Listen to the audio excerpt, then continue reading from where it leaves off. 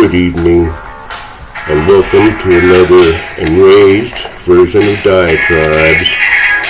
Now here's your exasperated and perturbed host, voice of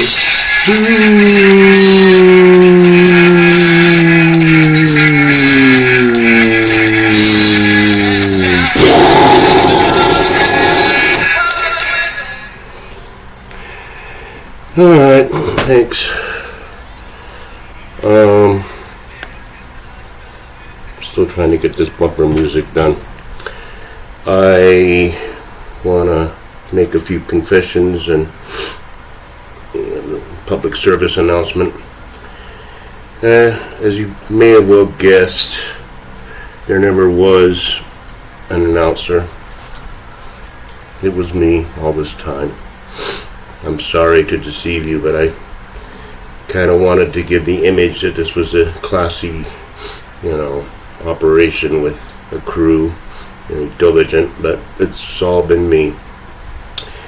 And even the microphone is, right now is fake. So I wanted to confess to that. And the PSA I wanted to say is I have compiled some playlists and kind of sorted my diatribes into categories a bit. Got to start on it. I can keep going, but it's just easier. And then when I get new people that I talk about, then I can say just go to the playlist, because you just can't go through all the crap I've done. It's impossible. Nobody would want to do it, but if they did, they learned the meaning of life. But the point is that I want to make it easier for people to find what subject they're into. Some of the best ones I've done. So we'll leave it at that. Now, I did a diatribe last night after I got home from work and going to the casino and drinking. And I was a bit inebriated, and I was enraged because my microcosm is effed up again.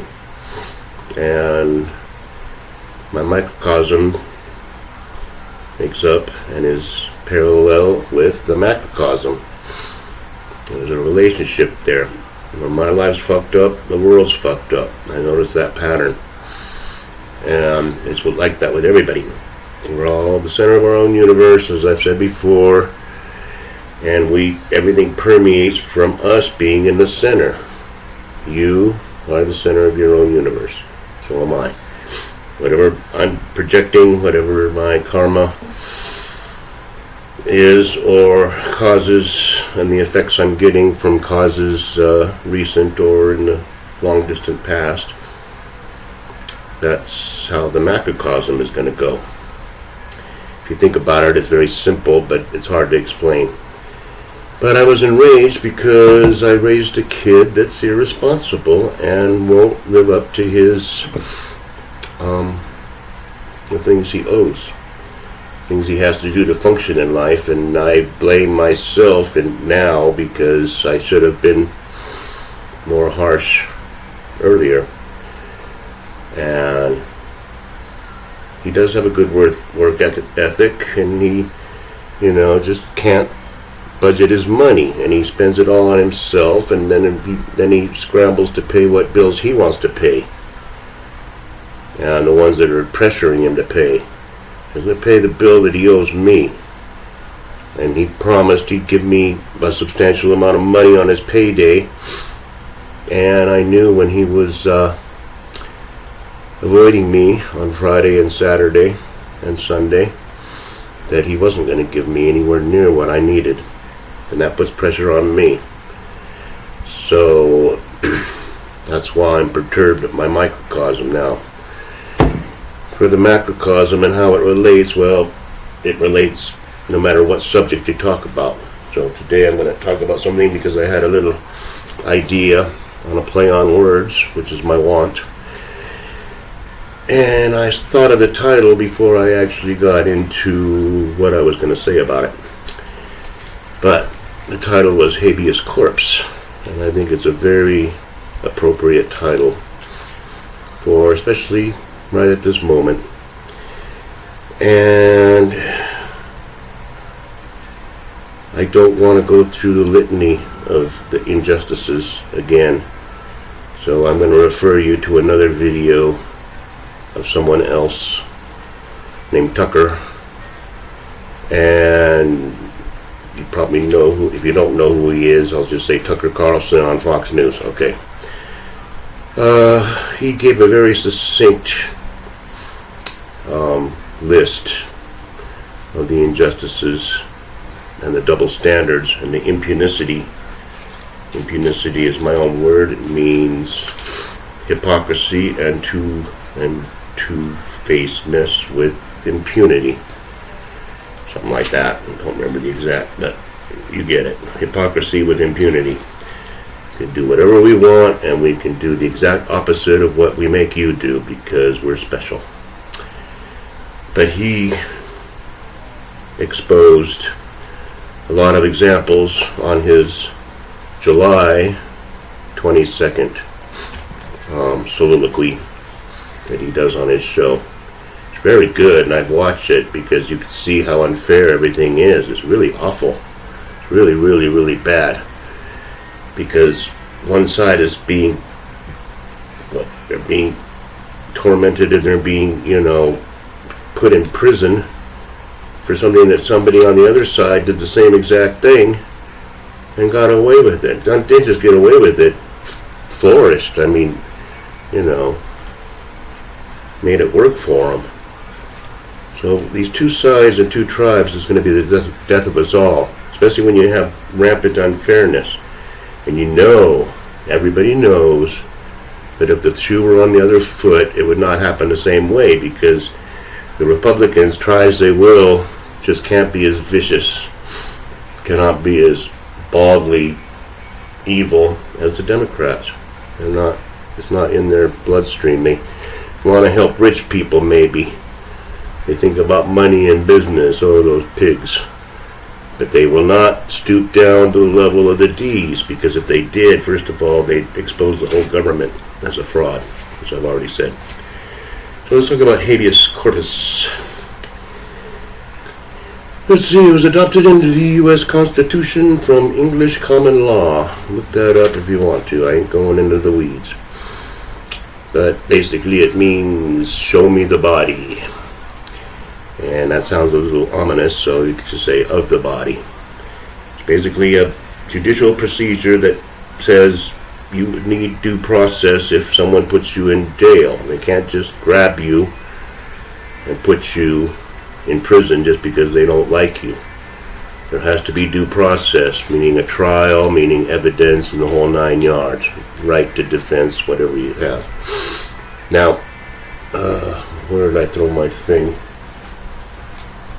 Now I'm not prepared because forget it. I don't know it by heart now because I've lost my Constitution. The little booklet. Article 1, Section 9, I believe, says that every person has the right to habeas corpus. You cannot be held in prison without due process.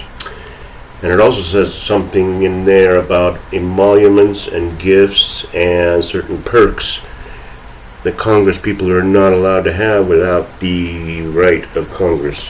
Oh, there it is. I'm really organized today. Sorry. But it is handy. Section 9.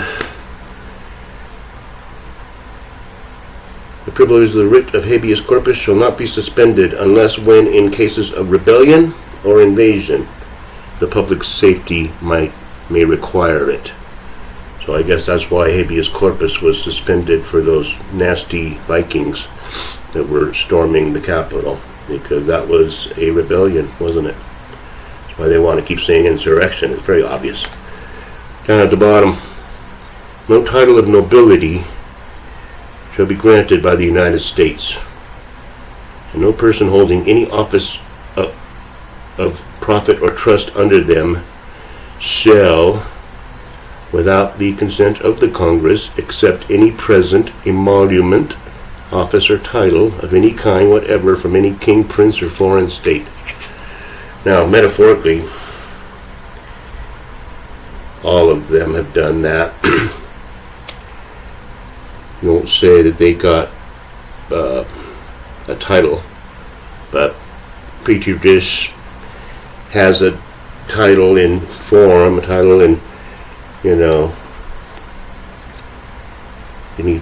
between the lines of China, countries of that nature, Ukraine, what have you. Now, I just wanted to talk about habeas corpus and how it's been actually ignored a bit. There's a great president during the Civil War that suspended habeas corpus on April 29th, 1861. It was A. Lincoln, and the reason he did that, he wanted between Washington, D.C. and Philadelphia, he had it suspended to silence dissenters. So now we're getting back to rebellion again, or invasion if you consider that the states broke away. You can call it whatever you want.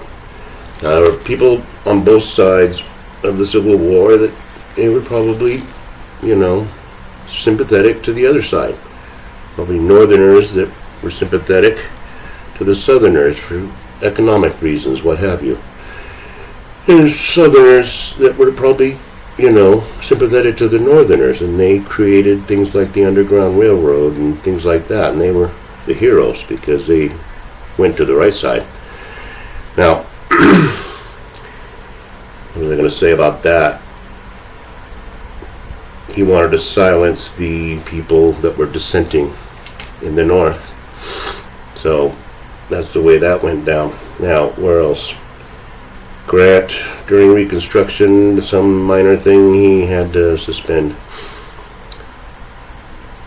Another hero of the lefties, Franklin D.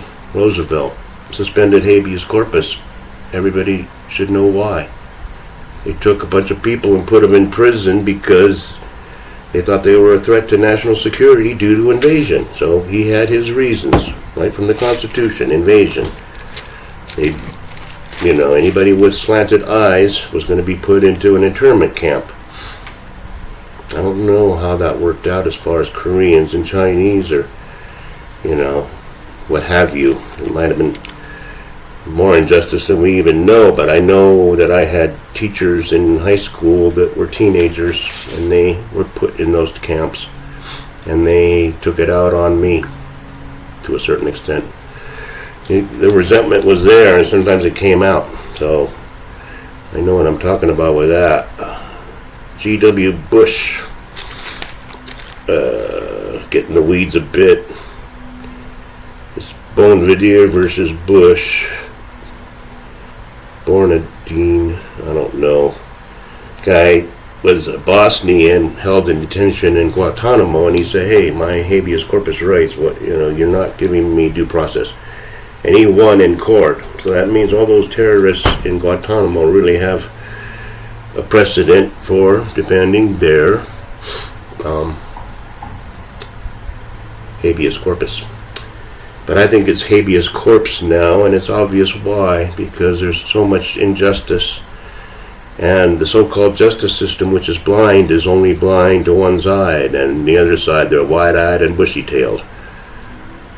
You got a Justice Department that's in the pocket of the Petri dish administration and the powers that be that are behind him, along with the media. It's all unfair. It's totally unfair, and everybody sees it. Nobody's going to do a damn thing about it. That's the sad thing. They're just going to marvel at how unfair things are and move on to the next subject, or say, well, just wait till November. Just wait. So I am going to leave it at that. I can talk about more crap later because I have more stuff in mind now.